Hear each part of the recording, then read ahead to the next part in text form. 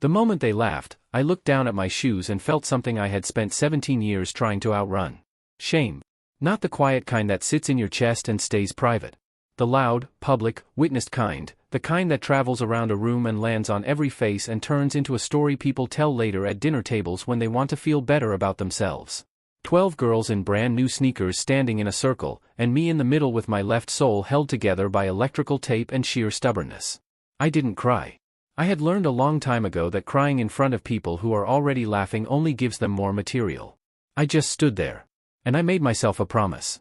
I didn't know yet that before the day was over, a man I had never met would walk into that room and change the entire direction of my life. I didn't know that the shoes they were laughing at would end up meaning something none of us could have predicted. But that's the thing about the worst moments of your life. Sometimes they're not endings. Sometimes they're the last few seconds before everything turns. My name is Diana Cruz. I grew up in Harwich, Pennsylvania, a gray, tired town that had once been built around a steel mill and never quite recovered from the day the mill closed.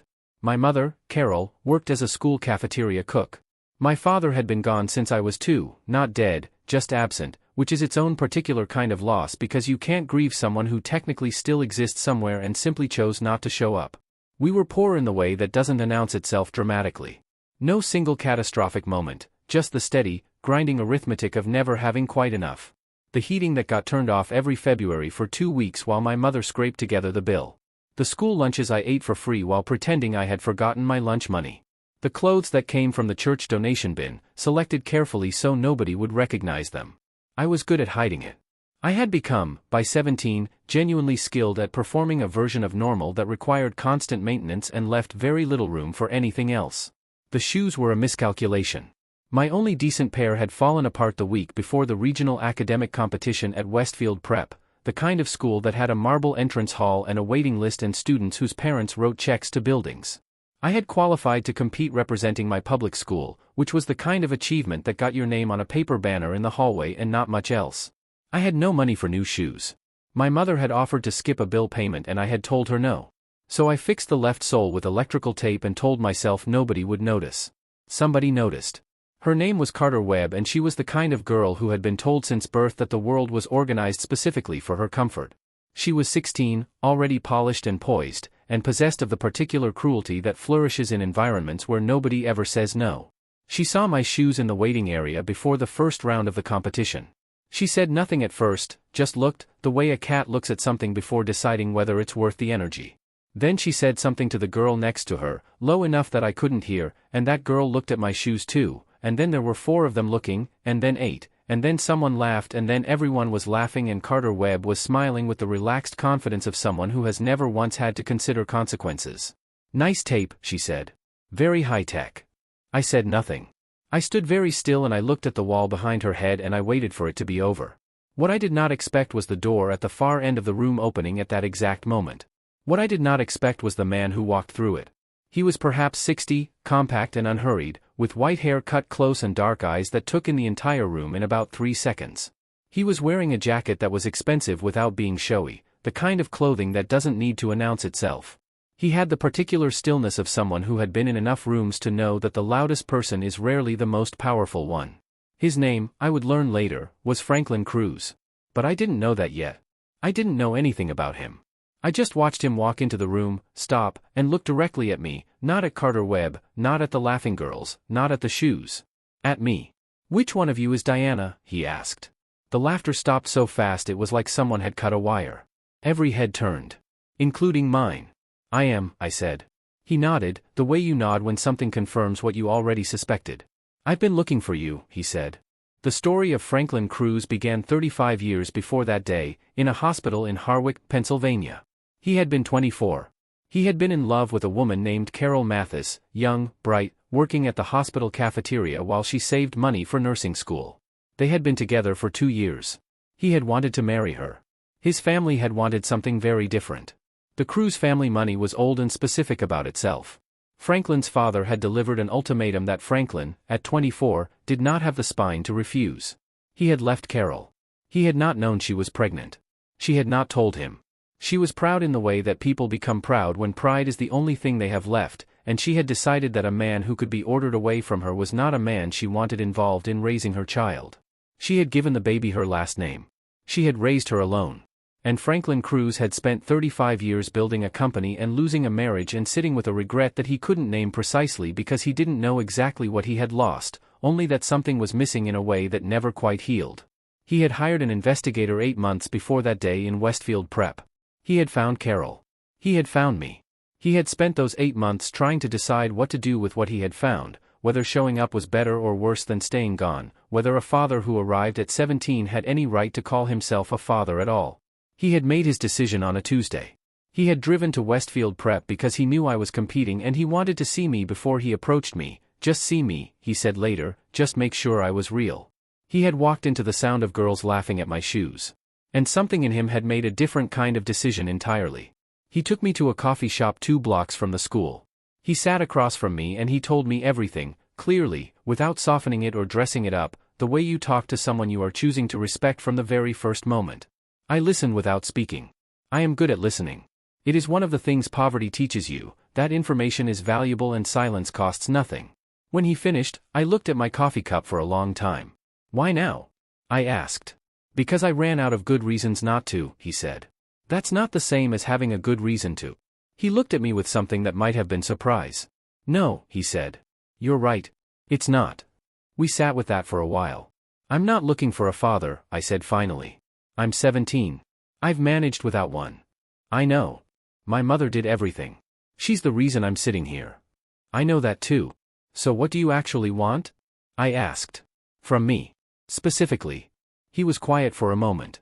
I want the chance to be useful, he said. Not to replace anything. Not to rewrite history. Just to be useful, if you'll let me. And if you won't, I'll understand that too. It was the right answer. I don't think he calculated it. I think it was simply true, which is why it landed the way it did. I didn't say yes. I said I needed to talk to my mother. He said that was exactly right. My mother cried for 20 minutes when I told her. Not sad crying, the other kind, the kind that comes from carrying something alone for so long that when you finally set it down your whole body shakes from the sudden absence of the weight.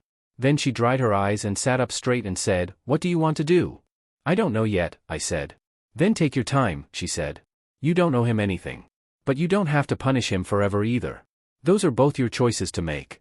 I thought about that for a long time. I went back to Westfield Prep the next morning and competed in the second round of the academic competition. I won. Not because of Franklin Cruz or the conversation or any dramatic narrative of renewed purpose. I won because I had been preparing for 6 months and I knew the material cold and I was good at this, genuinely, quietly, without anyone's help, good at this. Carter Webb placed 4th. I heard later that she didn't speak to anyone on the bus ride home. I'm not proud of how much satisfaction that gave me. But I'm not going to pretend it wasn't there. Franklin and I built something slowly over the following year. Not a father-daughter relationship, not exactly, not at first. Something more careful than that. Phone calls. Occasional dinners. Conversations that started with surface things and gradually found their way deeper as trust accumulated in the way it does when nobody is forcing it. He paid for nothing without my permission. He offered things and waited. He never once made me feel like accepting his help meant accepting a version of the story where he was the hero. When I was accepted to university, full merit scholarship, engineering program, the kind of acceptance letter that my mother laminated and hung on the wall, he sent me a single text message. It said, "I am so proud of you. You did this." 5 words that he could have taken credit in and didn't. 5 words that gave everything back to me. The legal process of formally establishing paternity took 4 months. Franklin had suggested it for inheritance purposes, practical, unsentimental, the way he approached most things. I agreed because it felt like the honest version of what we already were to each other. The day the paperwork was finalized, we went back to that same coffee shop. He ordered the same thing he had ordered the first time. So did I. I don't think either of us planned it. "I want to ask you something," I said. "Go ahead." "That day at Westfield. When you walked in and everyone was laughing." I paused. "What would you have done if I had been the one laughing? If I had been Carter Webb?" He thought about it seriously, the way he thought about most things. "I would have introduced myself," he said. "And then I would have had a very different conversation with you." I nodded. "But you would have stayed." "Yes," he said. "I would have stayed." I graduated at the top of my engineering class 4 years later. Franklin sat in the audience next to my mother who had cooked cafeteria food for 17 years and fixed electrical tape on my shoes when I needed them and never once let me see how hard it was, so that I would never feel like a burden for the weight I never knew she was carrying. At the reception afterward, someone asked Franklin how he knew me. He looked at me first, a quick look, checking, giving me the choice. I nodded. He turned back to the person and said, without hesitation, without qualification, without any of the complicated asterisks the story technically deserved. "She's my daughter." 3 words. The simplest sentence in the world. I had told myself it wouldn't mean anything. I had told myself I was past needing it, past the age where those words could do anything significant to me. I was wrong about that. They meant everything. I run an engineering firm now, sustainable infrastructure, the kind of work that tries to build things that last. We have offices in 3 cities. I have 26 people who work for me and whom I try, every single day, to treat the way I would have wanted to be treated in that waiting room at Westfield Prep. I have a framed photograph on my desk. It's not of an award or a building or anything I've built. It's my shoes. The ones with the electrical tape. My mother kept them, I don't know why, maybe she didn't either, maybe she just knew somehow that they were important. She found them in a box when she moved into the new house and she had the photo taken and framed and gave it to me without explanation. I didn't need one. Those shoes are the truest thing I own. They are every morning my mother got up before dawn and every bill she paid late and everything she quietly went without so that I wouldn't have to. They are proof that where you start is not a ceiling. They are the distance between a waiting room floor and everything that came after. Carter Webb found me on LinkedIn 3 years ago. Her message was short and awkward and carefully worded in the way that messages are when someone is trying to apologize without using the word sorry. I read it twice. Then I replied. I told her I remembered. I told her it had hurt. I told her I didn't carry it anymore, not because what she did was small, but because I had decided that the weight of someone else's cruelty wasn't mine to carry forever. I wished her well and meant it. She replied with 2 words, "Thank you." I closed the laptop and went back to work. The world will find 100 ways to tell you what you're worth.